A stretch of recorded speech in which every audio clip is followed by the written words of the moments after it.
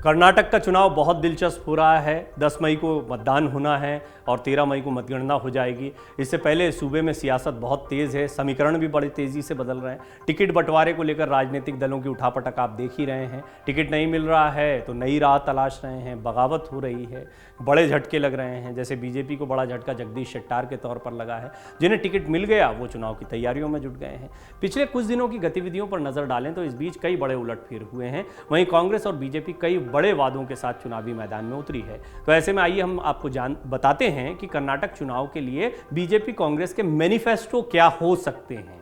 दरअसल मैनिफेस्टो बहुत महत्वपूर्ण माना जाता है कि इसमें बड़े बड़े वादे होते हैं, आपका विजन होता है कि आप सत्ता में आए तो क्या क्या काम करेंगे। अब किसी भी सत्ताधारी दल के लिए इसलिए मुश्किल होता है कि आप पहले से ही 5 साल सत्ता में थे तो आप ये काम क्यों नहीं कर पाए।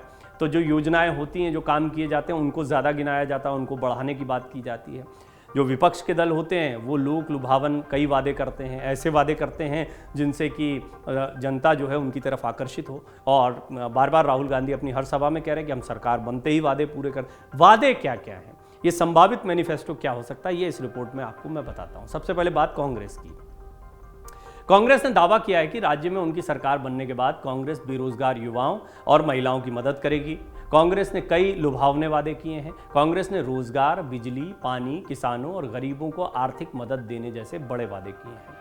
कांग्रेस ने जो चुनावी घोषणाएं की हैं उनमें इनको गारंटी कहा गया है। देखिए ये वर्ड है।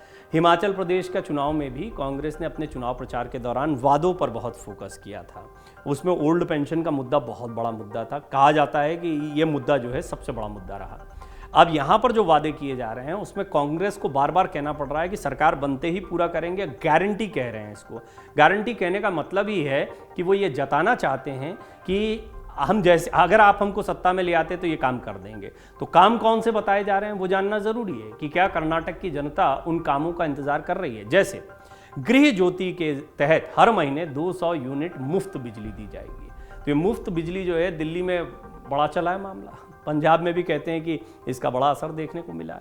दिल्ली मॉडल इसको कहा जाता है। अभी कांग्रेस इसको कर्नाटक में लेकर गई है। 200 यूनिट मुफ्त बिजली की बात गृह ज्योति के नाम से कही गई है। गृह लक्ष्मी योजना के तहत परिवार की प्रत्येक प्रमुख महिला को 2000 रुपये प्रति माह दिया जाएगा। अन्न भाग्य के तहत बीपीएल परिवार के प्रत्येक सदस्य को हर महीने 10 किलोग्राम चावल की पेशकश की जाएगी। इसके अलावा युवा निधि के तहत बेरोजगार स्नातकों को प्रति माह 3000 रुपये और डिप्लोमा धारकों को 2 साल के लिए 1500 रुपये प्रति माह दिए जाएंगे। इसके साथ ही कांग्रेस ने 10 लाख युवाओं को रोजगार और 2.5 लाख सरकारी नौकरी देने के भी वादे किए हैं।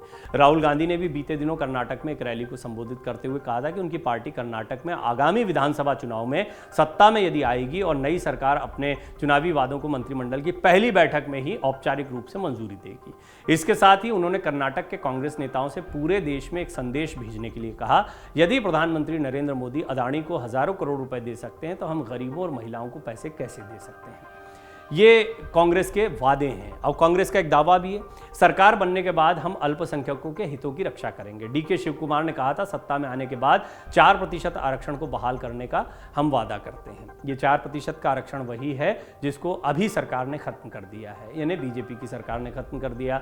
गृह मंत्री अमित शाह ने इसका ऐलान किया था। इसके बाद राजनीति कितनी गर्माई आपने देखा। कांग्रेस नेता डीके शिव कुमार ने यह कहा कि अगर वो सत्ता में आते हैं तो वो मुसलमानों के लिए आरक्षण बहाल कर देंगे। राज्य कांग्रेस अध्यक्ष डीके शिव कुमार मुसलमानों को 10% ईडब्ल्यूएस कोटा में स्थानांतरित करने के कर्नाटक सरकार के फैसले को असंवैधानिक बताते हुए कहा था कि अल्पसंख्यकों का अधिकार है। उन्होंने कहा कि सरकार सोचती है कि आरक्षण को एक संपत्ति की तरह वितरित किया जा सकता है। ये कोई संपत्ति नहीं है, यह अल्पसंख्यकों का अधिकार है। उन्होंने कहा कि हम नहीं चाहते कि उनके 4% आरक्षण को खत्म कर दिया जाए और किसी भी प्रमुख समुदाय को दिया जाए। वो यानी अल्पसंख्यक समुदाय के सदस्य हमारे भाई और परिवार के सदस्य हैं। संपूर्ण वोकालिंगा और वीरशैव लिंगायत इस प्रस्ताव को अस्वीकार कर रहे हैं। इनका भी ध्यान रखना जरूरी है। 2% इनको दे दिया गया, लेकिन इनकी 20% आरक्षण की मांग रही है हमेशा से। तो 2% का कितना इन पर असर होगा ये देखना होगा। लेकिन कांग्रेस जानती है कि इनके खिलाफ 2% भी जाना जो है वो बहुत मुश्किल काम है और ये उल्टा पड़ सकता है। इसलिए वीरशैव लिंगायत और वोकालिंगा का भी जिक्र कर दिया गया कि वो भी इसको अस्वीकार कर देंगे। उन्होंने कहा हम ये सब खत्म कर देंगे। आइए अब हम आपको बताते हैं कि कर्नाटक में बीजेपी के वादे क्या है। देखिए, पहले कांग्रेस के वादे इसलिए बताए, मैंने शुरुआत में आपको बता दिया था, जो सत्ताधारी दल होता है उसके पास वादों से ज़्यादा अपने काम को बताना बहुत महत्वपूर्ण होता है। 5 साल का मौका दिया गया था, आपने जो वादे किए उनमें से क्या क्या पूरे हुए हैं, कौन कौन सी योजनाएं चल रही हैं, इन सबको रखा जाता है।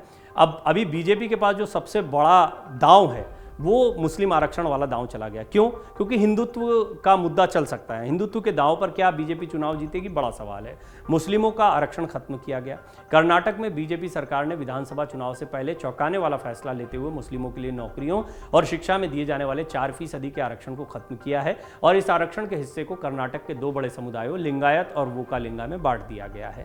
दोनों ही समुदायों को 2-2% आरक्षण मिल गया है, जिसके बाद लिंगायत के पास अब 7%, वोकालिंगा के पास 6% का आरक्षण है। मुस्लिम समुदाय को अब ईडब्ल्यूएस कोटे के तहत आरक्षण देने की बात कही गई है।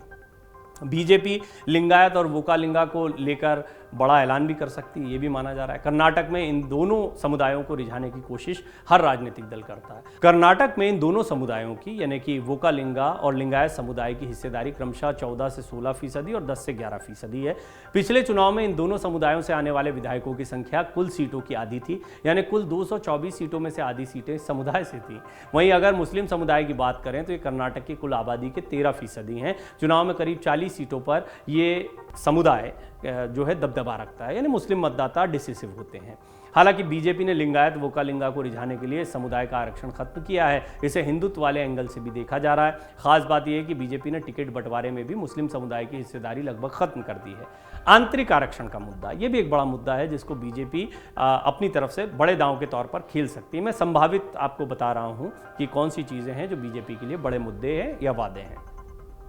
बीजेपी ने चुनाव से ठीक पहले दलितों की उस मांग को भी हवा देने की कोशिश की जो काफ़ी लंबे वक्त से चली आ रही है। बीजेपी ने कहा कि वो दलितों को आंतरिक आरक्षण देने का काम करेगी। इनके लिए एक विशेष कोटा तैयार करने की बात भी कही गई है।